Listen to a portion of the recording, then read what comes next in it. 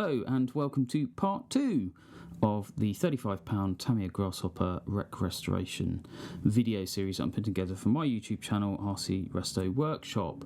Thank you very much for watching, and if you watched part 1 of this series, you'll know that I started restoring a Grasshopper that I picked up for £35 a couple of years ago. It's been sat around and I'm finally doing something with it. In part 1 I looked at the bodywork, which in fairness was probably the worst part of the Grasshopper, and spent some hours putting some graft in and trying out some techniques of my own. I'm no expert on this is all stuff that I've come up with myself, and really pleased with how it's turned out. There's still some work to do on the body, but I will finalise the bodywork in part 3 when we stick some paint on it. Part 2, this video is all about the chassis, and it's going to get a strip down, as is pretty standard with these things, and going to see what's broken along the way, see if I can repair any bits. If not, buy some replacement parts and put them on. But I try and keep the spend as low as possible on these types of projects because the car itself isn't worth much. So anything I can repair, I shall. I'm hoping it doesn't need a new chassis. I won't know until I've taken it apart. So all you need really for a Grasshopper chassis dismantle is, I would say, probably 2 screwdrivers and possibly a couple other bits and pieces, snips and stuff. But the 2 screwdrivers you will need are actually JIS specifications. That's Japanese Industrial Standard. So Tamiya cars, the screws on them use JIS specification, which means if you use a standard, Phillips head or posi drive screwdriver, you're likely going to struggle. They do it, but they're not as good a fit as a JIS screwdriver, and you wind up rounding heads off, which is something I'll probably see on this Grasshopper if the previous owner hasn't used a JIS.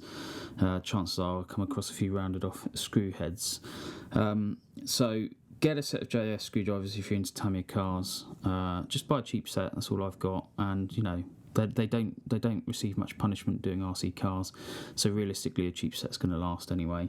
If you're feeling flush, then by all means buy something posh like a Tamiya set, but they are, I warn you, expensive. They're very, very good, but they're also very, very expensive for what they are.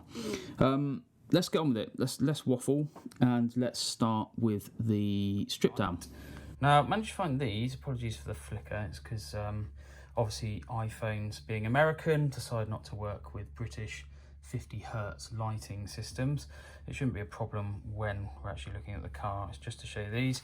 Weirdly, I've got 2, don't know why, and we don't need them because this is just the simplest car to fix. I have got the correct JS screwdriver though, so what we're going to do now is take a seat and we're just going to dismantle this thing, and as I said, see what's wrong. So you really don't need a great deal of stuff to dismantle a Grasshopper, and it's probably one of the simplest cars you'll ever work on.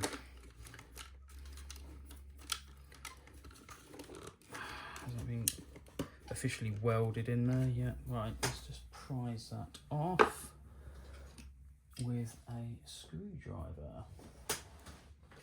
And I'm just going to gently prise that off. Jeez, that was welded on.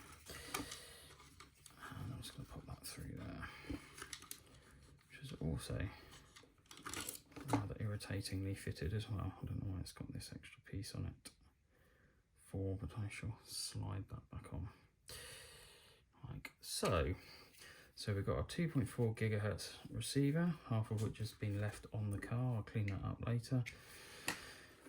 Just need to take this off, move the old motor out from the underside. Right, an even more specialised screwdriver. Not this been off yet. There. So carefully take that out, and that has freed off the TBLE 02S. Good little speed controller, that one. A lot of people hate them. I think they're absolutely fine. I think they're good little speed controller. Actually, they seem to punch quite highly above their weight compared to some others. Right, we're just going to take the servo out. And that means undoing these. No play in these arms at all. No play at all in those. So they're all good. Yeah, I think we've got a problem there. Just a hunch. And I'm just going to take these out. In fact, you know what I'm going to do? I'm going to speed this process up. So I'm just going to carry on going, and then I'll speed it up on the video, because you don't want to see me take every screw out. That's boring, isn't it? And let's just stop when we get to some interesting points.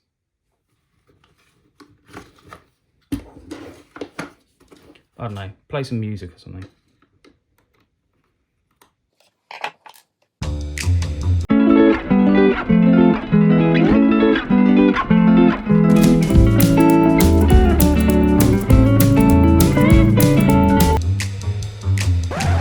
Oh, found a problem already.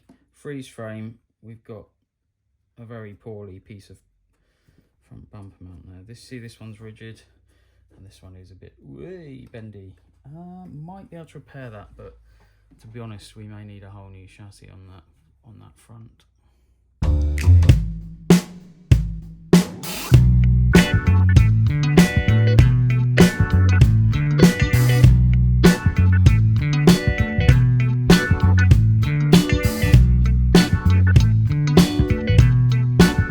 Okay, so just took the camera down to just do a bit of a zoomed in shot of this. I think we can see what's happened here. We appear to have no suspension arm, wishbone, whatever you fancy calling that. That is gone. So we definitely need a new pair of these. And yeah, that's had it. So I don't know if to save this chassis or not. It depends how much money the new ones are, because I really don't want to spend too much money on this car, on the basis that it's a Grasshopper and I didn't spend much on it anyway. Anyway, so we definitely need a new pair of suspension arms.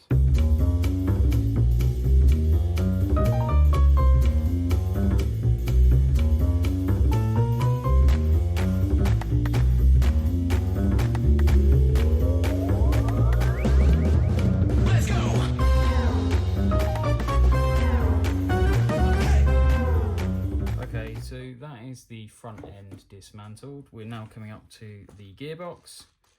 Doesn't, too close to the camera, apologies. Doesn't feel too bad. It feels nice and smooth actually. And this really is a case of just taking, we just take this rigid axle off, disconnect the suspension, and then the whole gearbox unit will drop off, and then you're just left with the chassis.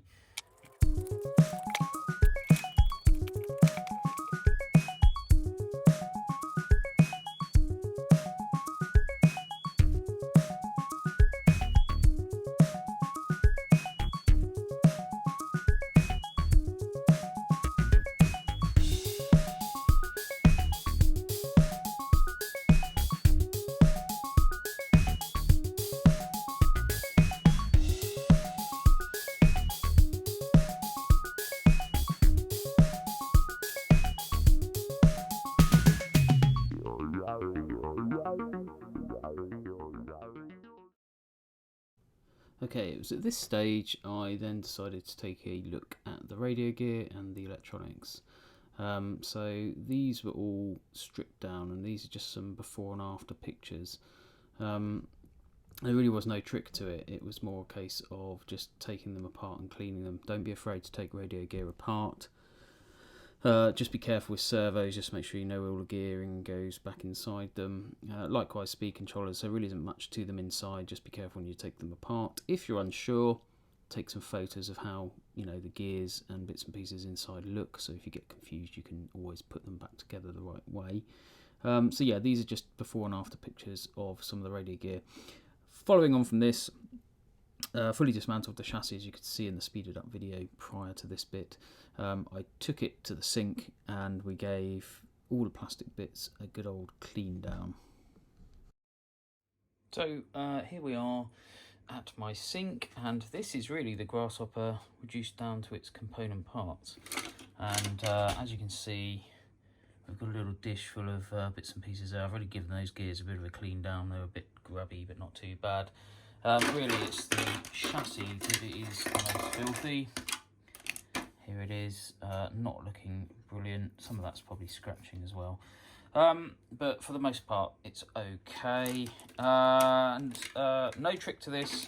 I'm simply going to wash them with washing up liquid and toothbrush. Here's my old wooden toothbrush. As I said, no trick at all to this. I'm just going to give them a bloody good clean, and we'll see how they turn out. But all the parts seem okay. One thing I will mention, actually, just before we get on, I don't know if it picks it up on the camera. If you look in that gearbox there, can you see all this here? Just get it in my finger. Can you see that on my finger there? That is detritus from the gearbox when I took it apart. And this is effectively, it was running an aluminium pinion. It had the torque-tuned motor in it, and this is grease from the gearbox. But you can see it's gone grey, and that's essentially because the aluminium pinions, and I have no idea to this day why Tamiya still think these are a good idea, effectively wear. I don't know if the idea is that they wear quicker than the gears do, the nylon gears that we've got here, or whether they, I don't know why they use them, but effectively that grey gunk you just seen all over my fingers there, that is effectively becomes a grinding paste. So there's traces of aluminium in that from the pinion, and that will then grind away on your spur gear in your gearbox and destroy it effectively and wear your spur gear out quite quickly. So the first thing I would always do with these is either run a brass or a steel pinion. Steel is best, really. I don't know why people fit the aluminium ones. I have no idea. They're rubbish. So just a top tip there, if you have got an aluminium pinion on your RC car, your Tamiya or whatever you're using, yeah, get rid of the aluminium pinion, fit a steel one. Just find the right pitch or module for your car's gearbox, and you can find that online. Just Google it. For Grasshopper, I think it's a 0.8. So very easy to find pinions. So yeah, just a top tip there. Right, I'm going to do some washing. I don't really think you want to see me actually wash it, so I'm just going to give them a good scrub with some soapy water and dry them off. So next time you see this, they'll all be clean. So let's get on with it. Those of you absolutely must see them. I'm just giving them a good soak. Leave them in the hot water for a while. And yeah, there you go, proof that I've done it. Okay, now here is the lovely clean chassis and all the components that I washed earlier. As you can see, it's looking a lot better. Not perfect, but better. These bits on the top here were a bit worn, so I've just put a dollop of glue on there, and as you can see, the bumper is relatively scratched on the front there. Also done a repair on that front corner there, you can just see, because it was cracked. Moving on, I'm going to start putting the front suspension together. It's about as simple as it gets. You've got these two screws here that I'm just cleaning with a bit of silicone. These are sort of long threaded screws, and they slide through the chassis uprights or suspension arms, whatever you want to call them on this. And I'm just giving the threads a clean up as well. A bit of silicone oil there, or silicone spray, and just going to do those two, and make sure any grit and old grease and trash is just removed from those before we put them back on. Next up, I'm just going to spray these holes on these suspension mounts just to clear again any rubbish out of those. Should have got cleaned with the washing, but I've also just put a bit of silicone in there. Drop these screws through just to make sure they fit and they're smooth. Okay, apologies for the lighting here, it's not brilliant. I'm just going to put some ceramic grease on the suspension shafts that form part of the quote-unquote dampers on the front of a Grasshopper, if you can call them that. They don't really have any damping action, they just form part of a suspension system. These rubber tubes go on and they set the suspension travel, they're adjustable. These are just what came when I bought the car. I haven't adjusted them. I've tidied them up because they were badly cut, but other than that I haven't done anything. And then we're just going to drop that shaft through, pop the rubber stop on the shaft. And I'm really sorry about this light. I don't know what's going on with my camera. I'm just going to tidy up all these components, because the previous owner of the car literally broke them out the spruces and then sprues, whatever you want to call them, and then never cleaned them up. And that really irritates me when people leave just sort of moulding marks and bits and pieces on. Just a quick file and a trim down with a blade, and that's all it takes, and it just makes them look so much nicer. So just giving them a clean up, and the way then we drop the, or rather insert the spring onto the shaft, and then we screw the bottom of the shock together, and it really is as simple as that with a Grasshopper. That pretty much forms the front suspension system. That's how basic it is. I'll tighten that up in a sec with a screwdriver.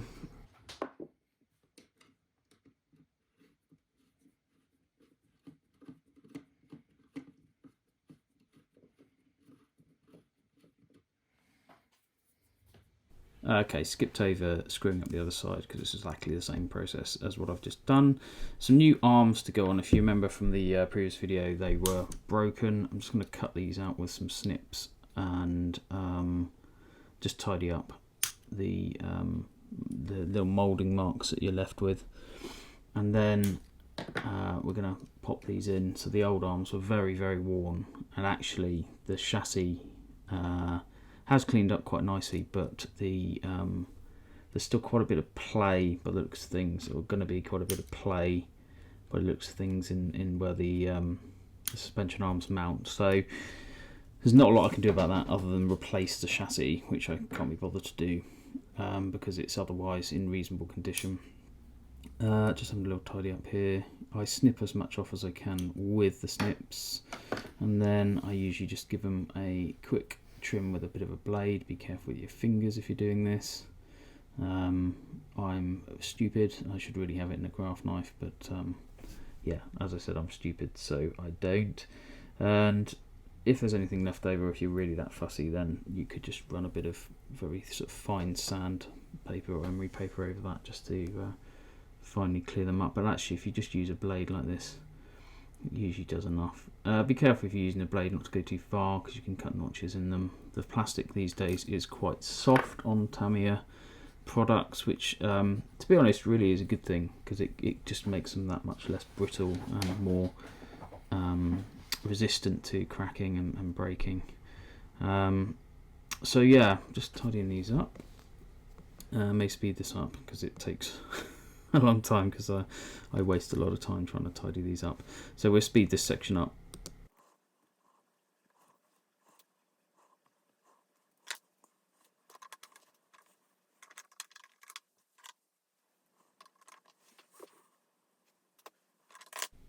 Okay, so just now I know they fit fine and they look okay.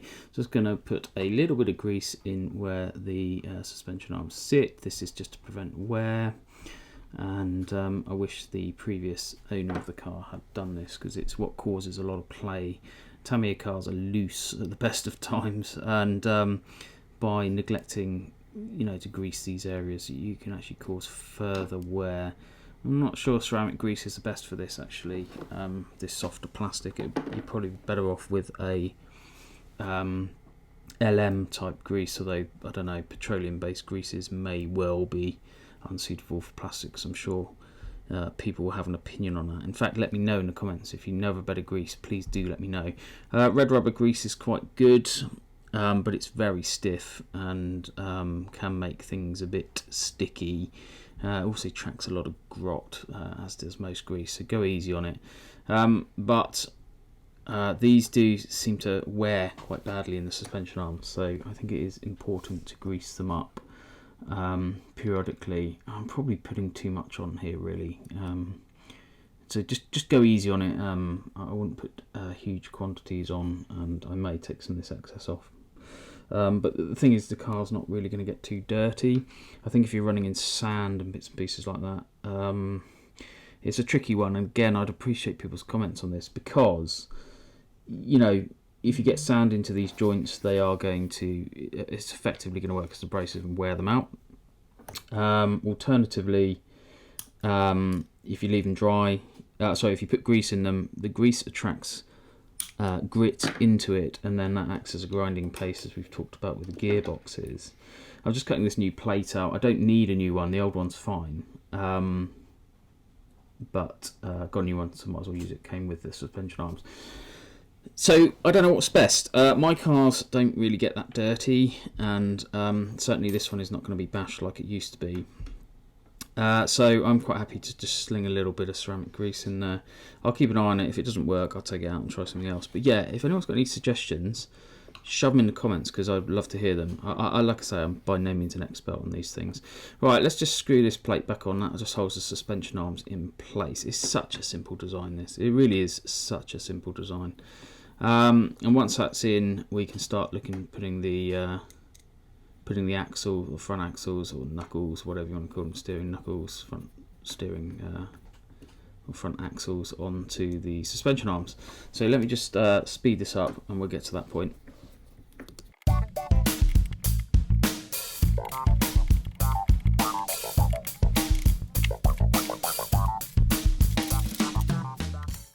Okay, so steering front axles, steering arm, knuckles, whatever you want to call them. These are made of nylon by the looks of things, and I'm just going to grease the contact points up with the suspension arm. Again, it prevents wear, and it just protects them from corrosion and bits and pieces if they ever get a little damp or anything. Just going to grease these retaining screws up as well. They go up through the knuckle, as it were, and or down through, should I say. Just going to screw those in. And again, very simple system, and what you want is just a nice smooth movement. Don't over tighten these, they crack. That feels good. Stuck the ball joints, cleaned them up and stuck them on the knuckle there, or the steering components. That feels nice. Just clean off any excess grease, because you don't want loads on there. And I'm just going to do the same with the other side.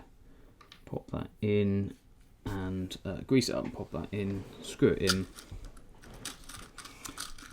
And that's those fitted.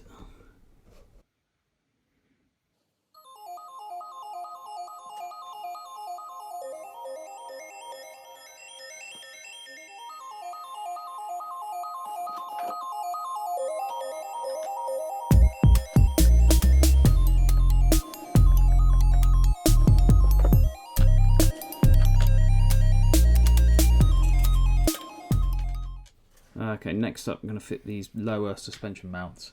I think I cocked up here. Probably should have put these on the arms before I fitted them, but hey ho, it's not the end of the world. I can still fit them. But if you ever come across issues like this, if you're stupid like me and do things like this, it's 3 screws holding the arms on. If you're not lazy like me, just take the arms off again. Just chalk it up to experience. Don't worry about the mistake, and just screw them in. But actually, there's plenty of space to get these screwed in.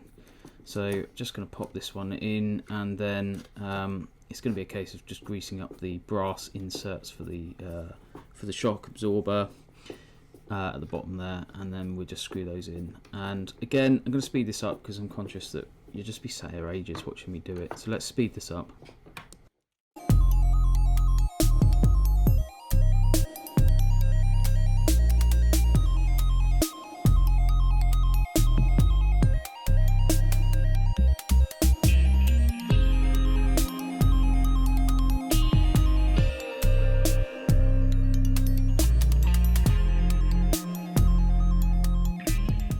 And there it is, front suspension on a Grasshopper, complete in all its boingy bad goodness, but feels nice and smooth, and that's about as good as you can hope for with standard shocks on a Grasshopper. Right, let's move on to the gearbox. Here are the casings, and I've cleaned all the gears up, as you can see. The axles have all been cleaned out, they go together, and it's a very simple rigid axle, so it's what's known as a live axle. You get these in real cars as well. Pop the bearings in the nylon gears. That's the diff gear there, and then we have some probably some bevel gears knocking about somewhere. There they are, and some gears to go in the diffs there. Some bevel gears to go in the diff. It's all cleaned up really well, and actually there's no wear on this gearbox at all, so that's really good. So rather than me yap on over this part of the video, I'm just going to get all the bits out here, which is highly exciting to watch, I'm sure. And let's just get it chucked together. And I ceramic grease the gears on this one. We'll start with the diff here, and just going to chuck some ceramic grease in there. Now again, loads of people have loads of ideas on what diff, what grease or what oil even to put in a diff. This is a Grasshopper. I'm not interested in giving it any sort of limited slip action, especially with a 380 type motor, which isn't particularly torquey. You may find with a 540 that it will just spin away a lot of its power and cornering, because they're very torquey. So what you might find with a 540 type motor is you may want to put some really stiff grease in the diff. What that then does is it effectively locks the diff up and gives it a limited slip type setup. So on a real car you have a limited slip diff, and how a limited slip diff works, without going into too much detail, is simple. It limits the amount of spin on the inside wheel when you're going around a corner, so it effectively technically locks up to allow that inside wheel to spin at the same speed as the outside wheel. That means when you go into a lovely slide, you can actually control the slide a lot more rather than just spinning the power away through that rear wheel, because all the excess power will go through that rear wheel via the diff. If it has a sort of limited slip function, you get much better traction. And actually, even if you're not sliding, going around a corner with a limited slip diff can give you better performance out of the corners. So a good trick with these Tamiya cars with gear diffs is to put some really stiff grease in there, and it does give it a sort of limited slip type action. Obviously, if you've got ball diffs, it's a different story. But with this Grasshopper, it's not very torquey. It's got the 380 type motor, and really, it's not about ultimate performance. So I'm just going to make sure there's some nice ceramic grease on those gears in the diff there, and put it back together. Just make sure they're nice and smooth. Spin around, and then I'm just going to pop the gearbox back together. I just found a hair on there, sorry, a bit of fluff. So if you ever notice that, pop them out. Don't leave them in there, because they will just snag up. Right, let's speed this up.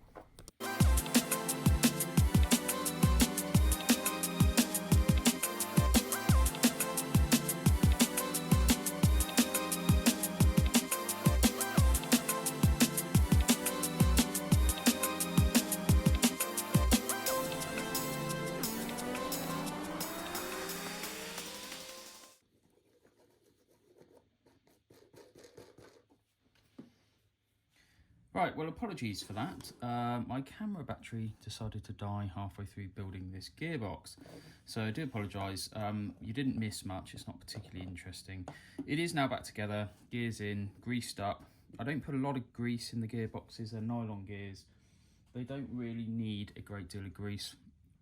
Bearings are in, axles in, and we fitted the motor. Now, just a quick point on the motor. I've gone for the original 380 type motor. I think it suits the Grasshopper, and two good reasons for that. One is it's incredibly revvy. These rev their little heart out, these 380 type motors, but they do lack a bit of torque, hence why they have a fairly small pinion on them. The obvious choice for a lot of people is to stick a 540 type, silver can motor in there, and they go like really well with one of those in.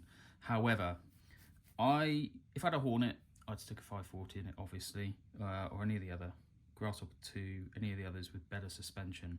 But this suspension, which we're going to build in a sec, you can just see on the edge of the camera here, it's just so basic, and I think the 540 motor overwhelms the suspension on a Grasshopper. There is a hop up you can do to these, which is to, other than the 540, which is to fit a sports tuned 380 type motor, and that's tempting, because would you believe 380 sports tuned actually revs to nearly 25,000 RPM, so it's got loads and loads of revs, but obviously again the torque is probably less or more lacking than a 540 size motor. So the 380 is a possibility, and the sports tune 380, sorry, is a possibility.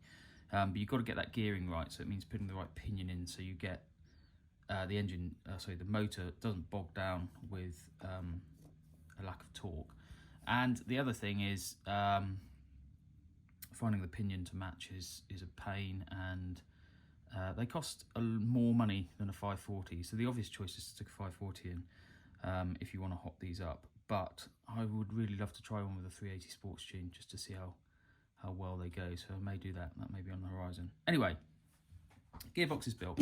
The other thing I've just done, I'll just move these out of the way, is I'm just done a bit of offering up of the electronics in the car. And I always just do a bit of what I'd call a dry run just to see where I want to place everything. And I think I've decided upon speed controller here at the back, radio gear in the middle. Don't really need this area, I may take it off. And then obviously steering servo out at the front, and then the battery will sit in this cavity here. I'll tidy the wires up. I'd like to have a tidy chassis. You can leave the wires lying around if you want. It's your car. If you make one of these, do what you want. I like to have tidy wires, so I tend to cable tie them up and shrink wrap them and what have you, and hide them away in these little crevices down the side. Anyway, the chassis is pretty much done. We just need to make the gearbox to it, which will sit on the back here. Very easy to do. And then that is pretty much it. We just need to then fit the electronics properly. Steering servo, there's a few other bits and pieces we need to put on, front bumper, etc. So that's it really in terms of building Grasshopper. Pretty straightforward. But the next job before we put the gearbox on is to rebuild this really not brilliant suspension. And this is what I would say, you know, this effectively constitutes what I would call toy car suspension. Like if you bought a toy RC car in a shop, you know, sort of thing I'd buy my 3-year-old child or something. It's so basic. There's no damping effect on these at all, really. It's just springing. Tamiya say you should put some grease on them when you put them together. I'm going to try oil. I know it will leak, but I want a bit of silicone oil. I found with grease with these is they get a bit sticky and notchy, and you don't get very smooth action. I don't know why I'm worried about that. The suspension's rubbish. I've given it all a clean up. Some of these bits are actually new, so I lied. I didn't clean all of them. This is an old one, look. They came with the suspension arms that I replaced that you saw earlier in the video when one of those was broken. They came on the A parts sheet, you know, sprue, or whatever you want to call them. So I thought, well, why not? Might as well use them. They're a part that never really breaks, and I'll keep the old bits just as spares anyway. But it's nice to have the shiny new ones on. They're really simple to put together. I've got some shock oil here. This is 70 weight, although it doesn't actually make any difference because it's not going to have any effect. I'm just going to put a little bit on the shaft. Drop the shaft into the body. Drop it down, and already got a nice smooth sliding action there. I'm just going to then put a little drizzle in the top. You don't want to put too much in because A, it will leak out, and B, it won't really do a great deal. So that fits. Then you take the spring, you pop that on, compress the spring, get one of these bottom pieces, one of these bottom. Now this has got a new thread on it, so I have to be careful to put it on straight, which it doesn't want to do. Okay, because this is new, I'm going to do it without the spring on there because that'll allow me to actually get some purchase on it. He says, famously. Just trying to get that thread to take, and then I'm going to screw that on just to cut a thread into that.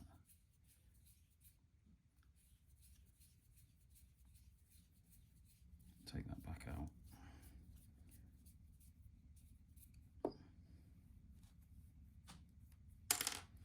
And then pop that spring back on there and screw it on. Simple as that. He says, famously. There we go. Right, that's on. You can let the spring go once that's taken. Top tip, just put something through there to hold it so you can tighten it up. Put anything through, screwdriver, whatever fits. This oil's already leaked all over my fingers, which is great. Keep an eye on the thread, don't over tighten it. It should just tighten up as you get to the end of that thread. Feel it tightening now. Finger tight. Don't over tighten stuff on Tamiya cars. Everyone does for some reason. Use your fingertips on the screwdriver. Don't use any more. They literally don't need any more than fingertip tight. If you push them any harder than that, they will break. Now that feels quite nice. It feels quite smooth. I'm just going to put another blob in because it fell out. I'll put the cap on. Now weirdly, this might compress it slightly because, no, it'll probably just leak out the end. She feels worse with the cap on. It's a lot smoother without the cap. Now the other thing you can do with these is actually possibly drill a hole in the top, which I might consider doing. But anyway, for now, that's fine. I'm just going to give it a wipe. I'll just find my rag off camera. And that's it. They're so easy to make. There's one shock for a grasshopper, ready to go on. Doesn't feel great, actually. Don't know. The temptation with these is to start to hop them up. And, you know, by all means, if you want to hop one up, it's your car, go nuts. But I wouldn't bother. I think they're not good enough to hop up. They're not worth hopping up. I think Grasshopper should just be enjoyed for what it is, which is a very compromised and very bouncy bit of fun. There really isn't much point in wasting money on them. And you can waste hundreds of pounds on these things. Let's all just come out the bottom, that's annoying. Weird sound. And then you can waste hundreds and hundreds of pounds on these things. You can put aluminium chassis on them. You can put aluminium or carbon or GRP, FRP, sorry, fibre reinforced plastic parts on them. My advice is, as I said, don't bother. Don't waste your money. If you really want to hop a car up, and I've said this in the little history video we did at the start, if you want to hop a car up, just buy a different car. Buy a DT03 chassis like we said in the video, in the little history piece. These aren't worth wasting the money on, in my opinion. You will never get a Grasshopper to handle well, I would say. Not without significant and effectively pointless money spent on it. Just have fun with them. Just, you know, they are tough in their standard form. They're very simple and they're very, very cheap to fix when you break them. As we found with this one, I haven't really spent anything on this one as of yet. That's how quick it is to put the suspension back together. Just feel those, see if they feel the same. See, that one still feels a little bit. It might just be a little bit too much oil in there. Oh yeah, way better. Right, done. Give the desk a wipe. And now we can start looking at refitting this gearbox to this chassis. We need some parts out of here. Okay, now these are the parts we need. These actually locate the unit onto the chassis. And then you have your live rigid rear axle here. And then you have this, I don't know what you want to call it, a trailing arm type arrangement, which in theory it isn't really a trailing arm, but I can't think what else it would be called. I'm sure there's a name for it, and I'm sure someone will tell us in the comments what the actual official name for this axle is. I think Tamiya referred to it as a rolling rigid rear end, and it's definitely rigid. It's got very little articulation, this chassis. Just putting some, I can see actually on this one where the plastic has come together and worn, where grit's got in there. And a lack of, it's just dried out basically. So I'm just going to put a bit of ceramic on there. It's probably a bit too much ceramic grease. Also with these pieces, so these slide into the chassis, go that way actually, slide in and then they locate the axle. Put the gearbox one way around so it goes that way around. They slide in to this piece of the chassis, and then the axle locates, the gearbox should I say, locates there. So very basic. And when we look at my Super G Grasshopper on this channel, we will see that when they brought out the Grasshopper 2, there was a great improvement. No, there wasn't. Stop, take that out. There was a change to the rear end, and they gave it more articulation. They allowed this, I don't know what you call it, swing arm, trailing arm, whatever you want to call it, to move as well. In theory, it made the, I don't know, was it supposed to make it better handling? That's the theory. The reality is it's still terrible. In fact, if anything, it's probably a bit worse. It's a bit more sort of flobbery and ill-defined, really. I have been steadily cutting some pieces off these parts. So whoever made this in the first instance, and it wasn't me, did not do a very good job of cutting these out of the sprues. They've left all the little attaching pieces on there. So as I'm putting it back together, I'm going around cutting them all off. It's not really, that one's not too bad. So grease this. I've greased that. I should put some in there, but there's some on there, so I don't think we need it. Very simply, that slides into the chassis, he says, putting the wrong side in. That slides into the chassis,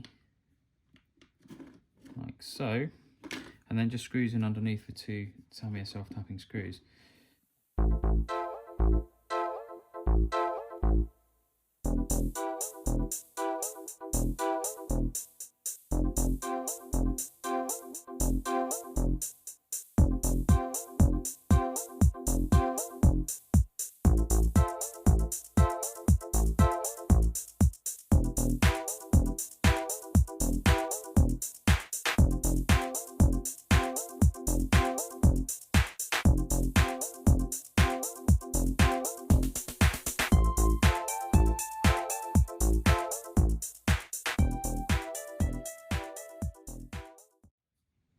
Okay, fitting the rear shocks.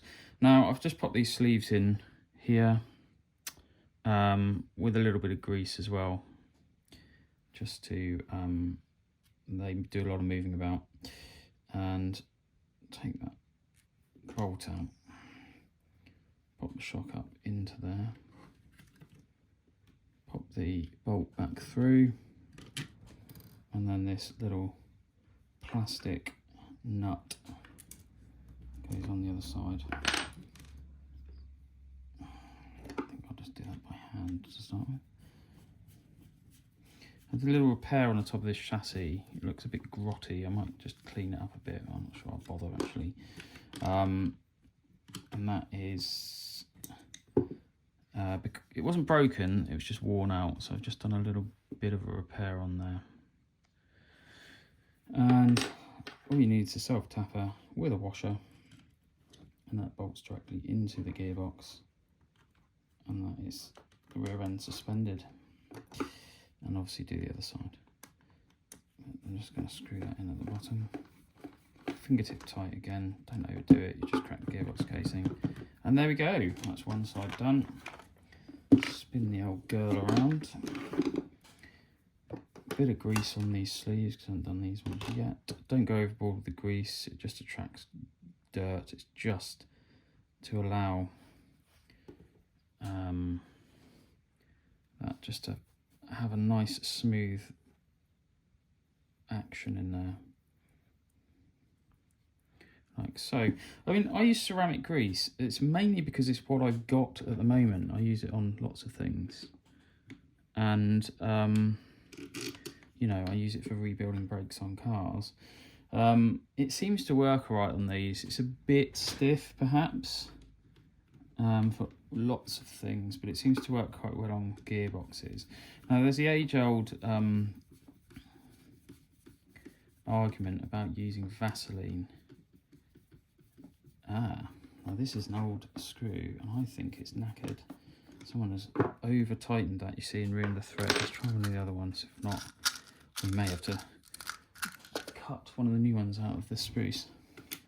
So this is an example. You see, these are the old nuts that I'm just putting this bolt through, and they've lost, look at that, look, they've lost any sort of ability to tighten up, and that is because A, they're plastic and that's they're rubbish. Drop that on the floor, but I don't want to because it's knackered. A, they're plastic and they're rubbish. If you have got some metal ones, I have somewhere, but I just can't be bothered with this car to fit them. Put metal ones on. But, and it is a big but, be very careful if you put metal ones on not to over tighten it, because if you over tighten it on here, you're going to pinch this, you're going to crack the plastic, and you just make the shock really stiff. So there is method to Tamiya's madness of putting these plastic ones on. It does prevent your, inexperienced modelers breaking the chassis, over tightening them. But if you over tighten the plastic ones, as we've just seen, they strip the threads and they don't tighten up properly, and then they just work loose.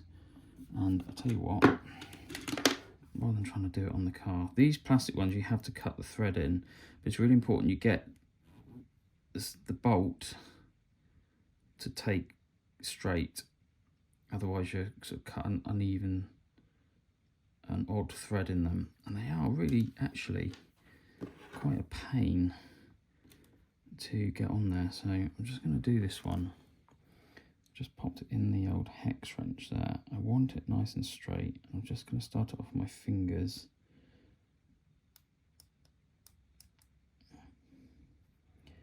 And it's not playing ball. This is why I prefer metal, because it just works. Right, let's try a bit of a screwdriver in there. You just got to cut the thread into it. There we go. Once it goes, but getting it in is tricky. But be patient and get it to go on straight, because otherwise you'll have like a angled thread in there, cut in there, and it'll be rubbish. So just gonna undo that. Swings and roundabouts, really, isn't it? You know, I understand why they put plastic ones on. A, to save money, because this is a cheap kit. B, for an inexperienced modeler, they're probably safer to use, because you can't. Just drop the washer on the floor. I'll grab that one in a minute. I'll just get another one out of here. B, you can't damage the chassis by over tightening, which is what inexperienced people tend to do with these things, as the previous owner has demonstrated. And all you do with these is you strip the thread on the nut rather than damage the chassis or the metal screw. So it is a clever idea in that sense. But you know, if you've got metal ones, you're an experienced modeler and you know not to over tighten things, go for it. Stick metal ones on. I think probably the Grasshopper 2 did have metal ones. I'm just finger tightening that up. Doesn't need to be over tight, and that's taken up much better than the other one. Right, just got to put this self tapper in the bottom, which is difficult at this angle, but I shall try. There we go. And again, finger tight, and that's just nipped up there nicely. And that is pretty much, apart from the front bumper, the chassis complete. I've just got to put this steering servo in. But before I even do that, I'm going to start seating this. We're going to continue to work on this rear end, so that's the next job. But there it is. There's the mighty Grasshopper suspension. For Grasshopper, actually doesn't feel too bad. And that's it for part 2. Join me again in part 3, where we're going to put together the electronics fully, do some tidying up of the wires, get the steering in, and also we're going to look at the wheels, which are decidedly worse for wear. Haven't decided yet if I'm going to buy some new ones. I may do that, but first I'm going to try and restore the old ones and see if we can do anything with those, because it will obviously save me some money and save me buying a new set of wheels. So thank you so much for watching. If you've liked this, do like the video, do subscribe and do leave comments. It'll make me make more videos. And like I said, join me again in part 3, where we'll do some more work on this rather battered Tamiya car. Thanks for watching. See you next time.